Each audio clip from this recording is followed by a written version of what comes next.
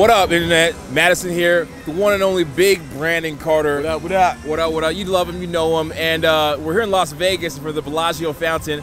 My favorite place, actually from, what's it, Ocean's 12, Ocean's 13? Yeah, one of them. All of them, you know. Yeah. Usually, but this is like the fly Brad Pitt and George Clooney. This is the black version here. Which one are you?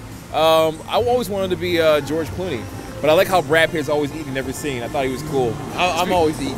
You are always eating. But I always saw myself as a George Clooney. Maybe we'll fight over it. All right, no. All right, you be George Clooney. That was really loud. All right, so I got a product coming out called Boss, and I thought Boss, and I thought it made sense to talk to Brandon because Brandon is one of these guys that I really appreciate. Far beyond like his sense of humor and everything else, I think he's just one of these guys that you don't realize how much of a challenge it must have been for him to take himself from where he was at in his life and man the fuck up and just man himself up and get himself to the level he wanted to be. Career, business, focusing on things like late night hours working. You know, they say that Drake song says, "Bitch in the gym." I can imagine all the hours you spent in the workplace gym doing hardcore exercises, like training yourself and focusing on business and reading books. And that shit impresses me. And I think, you know, I just wanted you to talk a little bit about that. The idea of managing to get shit done. How hard was it for you? And just like, you know, just maybe tell a couple stories and we'll just bounce back and forth and rap about that a bit. Yeah, I will. The time I had to like man up for real was really when my father killed himself. Like I got a text from my sister and I had to run to Chicago. She said they found a suicide note and they couldn't find dad. And I flew to Chicago to see my mom and the cops knocked on the door and asked to sit down. And they were like, "Oh shit," you know. They said, we found you dead and bullet in the head." And I was like, "Oh fuck," you know. Like I think up until then, I was kind of fucking around a little bit because I feel like, oh man, whatever happens, my dad, you know, not like he would take care of me because I didn't come for a lot of money, but I just feel like he had my back, you know, like more of someone who had my back in my corner, right? And he didn't. And he was the kind of guy who like took care of the whole family, like just really the man of the family, and now I have to be that. So I guess it comes from that, man. That's when it started, when I just felt like people started depending on me for shit and looking at me to for support, well, financially, you know, or mentally, you know, emotionally, the people I loved. I became the guy instead of, you know, one of the people who was looking for that from someone else. And it just everything kind of changed from that moment, you know. And now I'm like hypersensitive to money, right? Because if he had enough money, he wouldn't did what he did. I don't want to get into why he did it, but it was that kind of thing. So now I'm just like, shit, man. I kind of understand how important it is to be financially secure, you know. Not from a greedy perspective, like I got to have it, but I got to be able to take care of myself, my family, my employees, and they need to be able to take care of their family. And you know, it's important. It's an important thing to success is important. Like it ain't no shit. You don't with success or play with it, because if you're casual about life, you become a casualty. That's what Les Brown said, and I think that, you know, you can't be casual about this shit, man. Like success, everybody ain't gonna be successful, man. Most of these people suck. Yeah. Most of these people suck. Like the only reason they're able to like live a decent life is because they live in America and our infrastructure is set up in a way where it's kind of hard to fail. But if you put them in some shit country, they'd be living poor like everyone else, right? Like it takes a different kind of person to take it to the next level. And that's kind of what I try to teach my guys, the guys who watch my shit, to be that kind of guy who's going to take their lives to the next level, not just settle, and like really go hard and be serious about this shit. And that's why like I'm excited about your product, because it sounds like you're guiding people down that same path. Right. Yeah. Thank you, man. Yeah, man. You know, I've heard you tell the story before about your dad before, and like, I can't even imagine what kind of a guy he was, what kind of situation you guys had, because to see how you turned out, I'm like, oh, that's really interesting. I wonder like how he was with Brandon and stuff. But I've heard you tell the story a lot, and I wonder, like, now when you tell the story, is it still like, does it still take you back to that first day, or when you tell the story now, is it almost like you're telling a story of your life? Like, I know me personally, right? I tell the story. I'm like, oh yeah, when I was in 5th grade, this happened, and I tell it like it's a story, but it's like almost like in another lifetime. Yeah. I almost feel like I'm playing a parody of myself. When you tell those stories now, is it as if it just happened yesterday, it's so fresh in your mind, and that drives you. I'm trying to figure out how it motivates you or how it drives you and how it shapes you even today. Yeah, man. When I tell the story, it's more like it just kind of looking back. You know, like I'm not. I remember those feelings, but it doesn't resonate with me now. It just going forward. You know, I only kind of think about it when I'm in a situation where it makes sense to tell the story. But what was the question? It was yeah. It's like all this kind of motivated you to now make this business, right? Yeah. Your business you have going on. You got the Fighter Fuel coffee. You got the Bro Labs. You got the Rebellion pre-workout. You got all these things you're doing. You got these products and programs. It's like, okay. And other stuff that they don't talk about. Like that's not like applicable to the audience on social media. Right. Like I go pretty hard, man. So you go hard everything. You taught yourself affiliate marketing, copywriting, sales.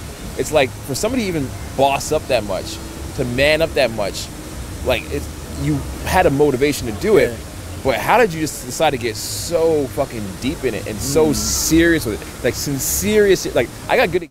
I would stay up like literally like to 6 o'clock in the morning analyzing what I did and go out and do it again, like do my 12 hours, 14 hours of hustle. And I was motivated, but I think maybe I was even driven by a little bit of pain. But pain's a big motivator. Yeah. So it was pain that motivated you kind of to work so hard. Yeah, like you work hard on yourself. Like you work hard. Why did you decide to boss up so much? You know, so I come from South Side of Chicago, and you know, this is kind of like poverty. You know, the black ghetto, and it's just normal there. Like everybody's just like being poor or like normal, and nobody really expects to get out. It's kind of like feels kind of hopeless. And I got sent away to military school, and I was like the only poor kid there. There was like I was there on some sort of scholarship shit, you know. And I had a roommate at the time, and he was rich. Like a lot of these kids had a lot of money because I think it cost like the normal tuition was $20 grand a year. And you were on a fitness high scholarship? school? No, just like some like affirmative action or some shit. They need some more niggas, right? And because I was the only black kid in my whole senior class, so I guess they can't have all white school or something. So they said, this guy. And I was in there, and what happened is I got some exposure to some different things, man. Like, so I had a roommate who was rich. I mean, I went home to his house once, and he had fucking horses. Horses. Like he owns horses, and not whores. Horses. Like the animals, Clydesdales and shit. And that just blew my mind. And he had lived in a mansion, and I was like, "Whoa, this shit is real. It's not just TV, huh? It's not just TV." And then I actually had another friend. He lives out here now in I don't want to say his name, but you can Google it. His dad owned the Crazy Horse 2 strip club. Not anymore, but he was the owner. And I went with him to Vegas once, man. Like this is like in high school. And he was like the king of Vegas, man. He got us in the fucking clubs and shit. And I'm like, yo, I couldn't believe that it's so different than so then I would go, then summer would come, and I go back to the fucking ghetto and have to be there. And I just saw the contrast, and that was a big motivation for me. And then so I was still kind of like going after like trying to achieve more. I decided, oh fuck, maybe I have to go to college, right? And I went to college, but it really was my dad that like lit a fire under me, because now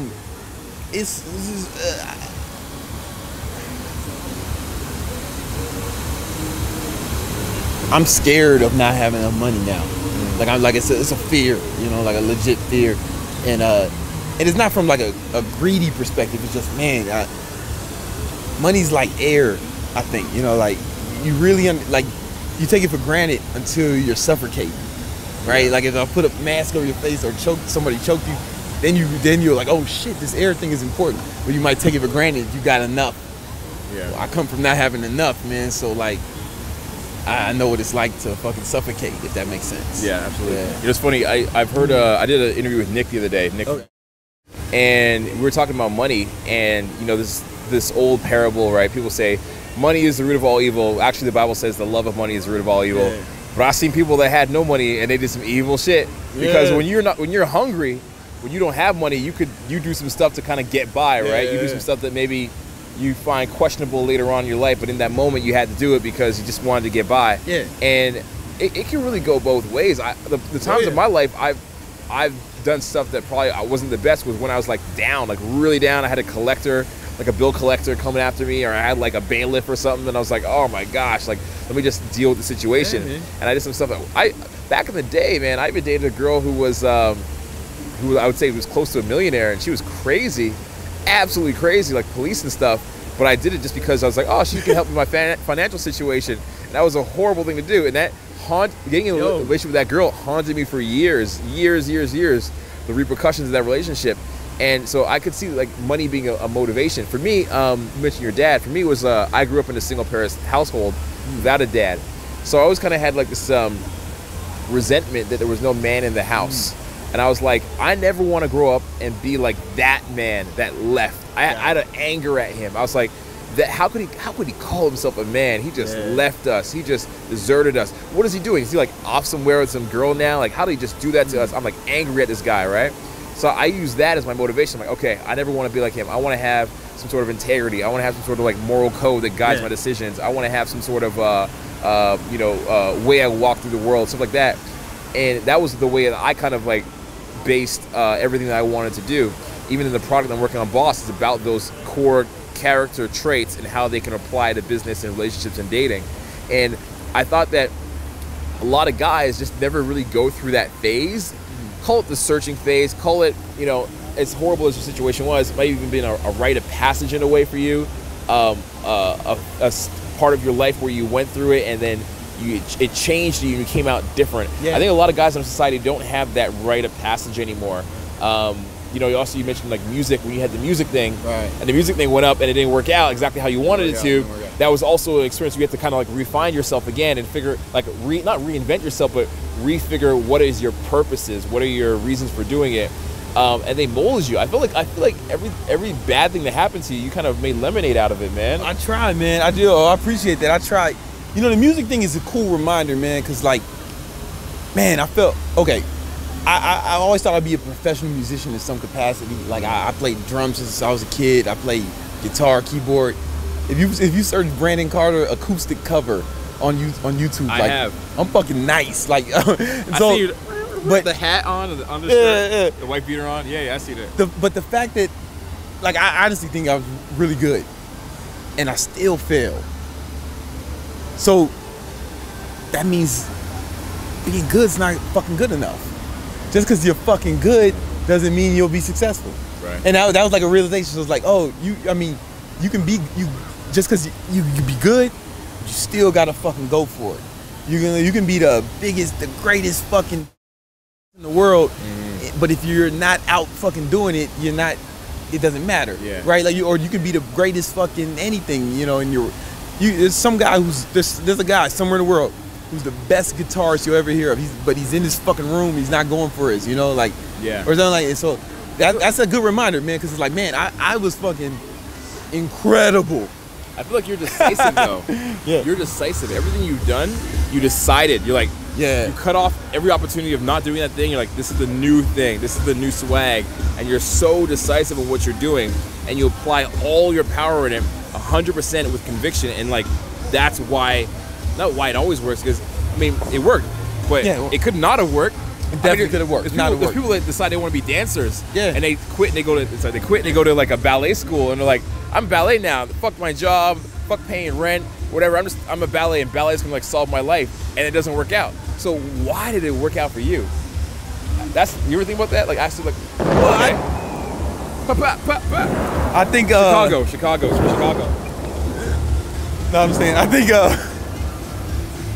a lot of shit did fail though. You know what I'm saying? Like you keep going until you hit something. I think you ain't going to win every time. I don't give a fuck how good you are, or how much you believe, or how many affirmations you do, or how many times you write this shit down, or how much shit you got on your vision board. You're gonna fail sometimes. But you made it. Yeah, I just accepted that, and I went through the failures, and I'll probably still fail some more. I still fail some more. I still make mistakes. Like, I still make mistakes. I still fuck up. But we go so hard that it looks like we're just always succeeding.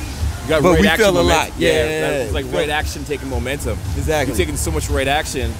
I don't even know if that's what it's called. I'm just making this shit up right now. Yeah, it sounds good. It sounds like about right with the words. Like, it takes so much right action, doing the things the best way you can, it eventually works out. Like, he was telling me a little earlier on before the cameras turned on, I'm like, man, how do you get all these crazy ideas for your Snapchat? Like, you got these good ideas. He's like, oh, I make this list. This Brian Tracy list of 20 things. Making a list of 20 things, even though it's not easy, over and over again, you force your brain muscle to do it. You force your brain to constantly think in the vein of right action. You condition your neural pathways and whatever. And that's huge. Yeah. That's huge. We were up last night, me and my guys, we were up to like 4 in the morning, 3 in the morning, brainstorming ideas for videos, but we didn't make a list of 20. Yo, make a list of 20. We should make a list of 20 for every single person. Yo, we do this shit all the time. Sometimes it's kind of cool when you do the list of 20 thing with multiple people because your ideas bounce off each other. Yeah. But doing it on your own, what it does is so to give some context, what you asked me about, like some of the ideas I came up with, how you came. Every day I kind of ask myself a question. All right, what'd be a cool way to do this, or what's some good idea? And I make myself come up with 20 ideas. I don't stop till I get to 20. And the last 10 are so fucking hard. Yeah.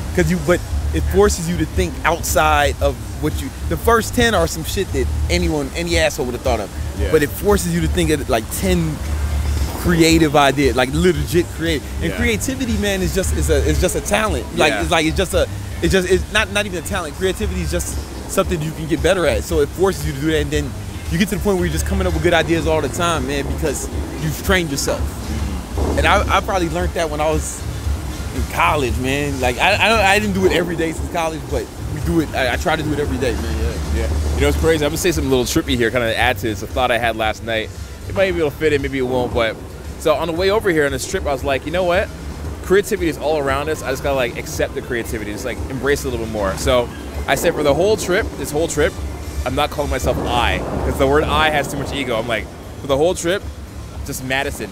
What's the work that Madison's doing? What's the work we want to accomplish? Because I just want to identify with the work. I don't want to think about myself in it. I don't want to think about, we got 5 guys here shooting. I don't want to think about how do I look. Like, I'm just thinking about what is the work? What is the message you want to put across? What do you want to convey? How do you want to reach people? And if I focus on that, I know at the end of the day, we'll be successful. You can't work the success, just work on the right actions, the right things. I feel like it comes along. So even creativity, right? It's like, I'm so happy that, wow, that's crazy. Wow, I like that. Even in creativity, it's like, I feel like the best times I'm creative are when I can step outside myself and just take more action, the right actions, and stop thinking about myself so much. Stop worrying about myself so much, and stop worrying about like how good of a job am I doing, what people are going to think of me, etc. I just focus on who do we want to reach, what do we want to do, who do we want to convey, who do we want to convey to them, and taking the things that we know that work, the right small steps, small little steps. I really like that thing you said, man, because that Brian Tracy thing, it's something that I've known about. I've read the book, I have processed it, but I just had to go back to it, which goes to my habit of, I read the same 20 books every year or two. I go back to the same ones. I don't even read new books that often because I just need to master the ones that I got. That's a good practice. You read a lot of the same ones, or you read a lot of different ones? I have some books that I read over and over again. And I have some that but I'm always reading new books. I read more new books than I do read, but it's just few that I come back to all the time. There's an audio book that I listen to probably, I don't know, man. I listen to probably once, sometimes twice a week. But really, I go through multiple audiobooks a week. Right. Because in addition to the reading, just because I'm fucking geek, right? But yeah, this Relentless by Tim Grover. Like I've heard of that. If you ever, the audiobook's better than the book because the guy who reads it sounds pretty cool. But that's one of them I go over it over and over again. But yeah, I don't even know how we got here, but that's cool. But manning up, they're like just being serious. There's a difference between being interested and being serious. I think that you asked me, how do you push yourself so much? It's a difference between being interested and being fucking committed, So sometimes some people fail. I think that's part of it. The difference between commitment and so like I may have failed at music, but that wasn't the goal, man. Music wasn't the goal. Success was the goal. Music was the route. Or like, so this is. So like, I never changed the goal, just the route. Does that make sense? You were committed. So yeah, so I was committed. So all right, this road didn't work. This road didn't work. I didn't give up on the fucking goal. Right. I just kept going. I just changed the route. I feel you, man. I like that. That's swag. That's your lyricism coming out. I didn't change the goal. I just changed the route. Change the route. You know what I'm saying? I like that. Actually, I'll end it off with a quick story. So back in the day, this is my music story. Back in the day, I used to be a music producer. Yeah. I produced for a lot of artists in Canada, like a couple in the States. I did some stuff for some of like Eminem's guys and his crew. And then at one point, I wanted to go produce for the rapper Common. Okay. From Chicago, from my neighborhood. Chicago, Shot City, and then Shot Town actually. Yeah. And then I met him, and I went backstage with this manager, and I had it was back then we had CD players. CD player dies. The manager gets me batteries from a flashlight to put in the CD player, and then he starts rapping to it. Common's rapping a little fast. I tell him to slow down his rhythm a little bit. I show him how to do it, how to pace the cadence on it. Oh, yeah, you teach Common how to rap. All right, that's good. True story. True story. And then he likes it, and he's like, you know what? Send me some stuff, and here's my person on my label. Here's the stuff. Let's do some submissions. I'm working on an album. So I go down to New York, and it doesn't work out for me. Okay, it doesn't work out. I can't get it because people aren't returning my calls when I get down there. I'm kind of getting the run around or whatever, you know. And you know, I'm sure it's part of the business. Everybody goes through that. I don't know if he was serious or not. I don't know. Yeah. The kid that beat me was this kid who was kind of unknown at the time, and his name was Kanye West. Oh, damn. So I lost out in the rap game to Kanye. Right? Well, you got to get beat, you know, by somebody. I had a good beat. It was. I mean, to be perfectly fair, he probably applied himself more up into that date than I had up into that date, right? He had just had more momentum going to that area. But that really resonated with me because the story resonates with me because I tried so hard to just, my goal in music is I wanted to express myself, I wanted to get myself out there, I wanted to share with the world, make the world a better place, whatever. And I didn't get to do it through music. But now here we are. We're in fucking Vegas, man. We out here. Right? We're here in Vegas and we're shooting a video with our ideas and our thoughts. How fucking lucky are we to be able to do that and get paid for it? That's crazy. I think fortunate, but not lucky. Why you gotta downplay it, man? I don't like lucky. Fortunate, but not lucky. Luck. When they say luck is when preparation meets opportunity. Yeah. So would you consider that? That can be lucky too, right? Or, the words doesn't matter. The point, choose whatever words you want. You said something about words. The point of what I'm saying is we still arrived at the goal. We figured out a different route and still arrived at the goal. So the point is for you, be flexible. You know, last thing I'll say is be flexible with the route you're taking. As long as you have your mission and your ideas and you're committed, as Brandon said, committed to the actual result or the destination, then hey, you know what? Be open to it. Be open to the creativity of the universe, and that, you know, it'll find a way for you, hopefully. But you still gotta apply yourself. None of this like, oh, the universe will find a way. It'll work itself. No, fuck that. You gotta still do it yourself. You still gotta apply yourself. You still gotta be logical, solve problems, manage your own emotions, shit like that. You know. So, anyways, that's it for now. Any final words? No, man. I think you crushed it just now, man. Appreciate it, man. I appreciate you taking time out and let me talk on your shit, man. Thank you, man. And actually, we did a video before, and it got mashed up in New York by the by the airport security and stuff. So hopefully this one comes out and you guys enjoy it. Boss is coming up. Check out Brandon's stuff. What's your YouTube? My YouTube, a High Life Workout, or you just type my name in the internet, man. Something cool to come up. Yep. Brandon Carter. That's the government, first and last. You heard it here. Keep in touch and don't be a stranger. Cheers.